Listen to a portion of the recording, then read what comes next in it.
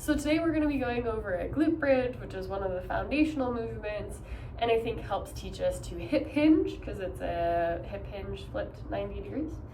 And it's working on our core stability and our glute engagement.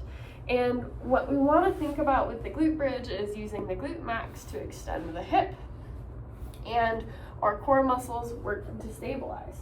What I see a lot of people do when they're attempting their glute bridge is they tuck the pelvis to get the small of their back on the ground. I actually want you to keep the pelvis in a neutral position here so that you're not trying to scoop up and bring your pubic bone to your face. I want you to think about keeping it flat so that your sacrum is flat against the ground here, and that your top of your ribs and your pelvis are staying in the same relationship.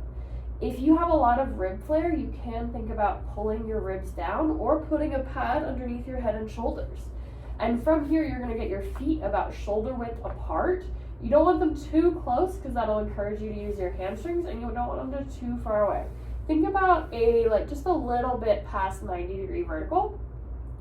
And you're gonna engage those core muscles like you're bracing, and then you're gonna push through the middle of your foot, squeezing your butt to come upright. And this can be as high as you go. You don't need to go all the way up here because that's actually coming from spinal extension. So you really want to focus on keeping all of that effort from the glutes and the hips, not letting the ribs flare, not letting your back arch, really feeling booty and core. And if this is as high as you lift, great, that's as high as you lift.